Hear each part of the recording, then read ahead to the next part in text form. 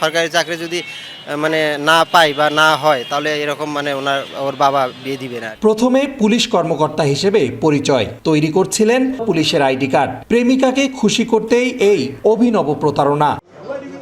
মঙ্গলবার দুপুরে রংপুর নগরীর প্রেস ক্লাবের আরটি প্রেসে পুলিশের এএসপি ভুয়া আইডি কার্ড তৈরি করতে এসে আটক হন মোস্তাফিজুর রহমান নামে এক যুবক। তিনি জানান, প্রেমের সম্পর্কের সময় প্রেমিকাকে এআই দিয়ে বানানো ছবি দিয়ে পরিচয় দেন পুলিশের এএসপি তিনি। তবে প্রেমিকার বিশ্বাস না হয় সেখানে ঘটে বিপত্তি। দেখতে চান পুলিশের আইডি কার্ড, তাই ভুয়া আইডি কার্ড বানাতে দিনাজপুর থেকে রংপুর ছুটে আসে মোস্তাফিজুর। রিলেশন করি মানে তাকে দেখানোর জন্যই মানে আর কি আইডি কার্ডটা আর কি মানে বানাতে আসছিলাম। সাকিব আগে মিথ্যা কথা বলছিলাম যে আমি পুলিশের চাকরি করি, তো ওটা প্রুফ করার জন্য মানে সে আমার কাছে দেখতে চাইছিল আর কি। এই জন্য আমি একটা এআই দিয়ে একটা হলো মানে করছিলাম আর কি। ওটা হলো অ্যাপসের মাধ্যমে পোশাক পরাই দিয়ে মানে এরকম একটা মোবাইলে আর কি এটা করছি।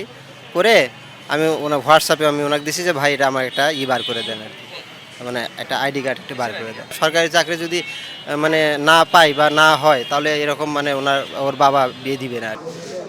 তবে শেষ রক্ষা হয়নি। পরিস্থিতি বুঝতে পেরে গোপনে পুলিশকে খবর দেয় আরটি প্রেসের দোকানদার। তাৎক্ষণিক পুলিশ এসে ভুয়া পুলিশ আইডি কার্ড উদ্ধার সহ যুবককে আটক করে।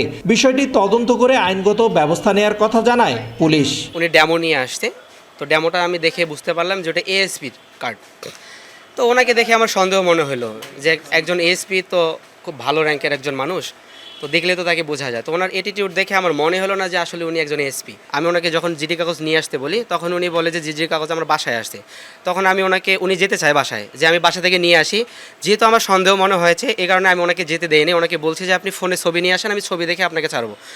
তো সর্বশেষ যখন উনি ছবিও নিয়ে আসতে পারেনি তখন উনি আমাকে সর্বশেষ বলতেছে যে ভাই আমার তো বাসা যেতে আসতে 50 টাকা ভাড়া লাগবে, এই 50 টাকা আপনি নেন, চা খান, আপনি আমাকে কার্ডটা দিয়ে দেন। ভুয়া পুলিশ সদস্যর কথা বলতেছিল এলাকার লোকজন।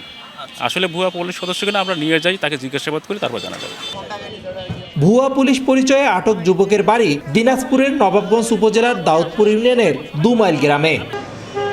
রেদওয়ান হিমেল, সময় সংবাদ, রংপুর।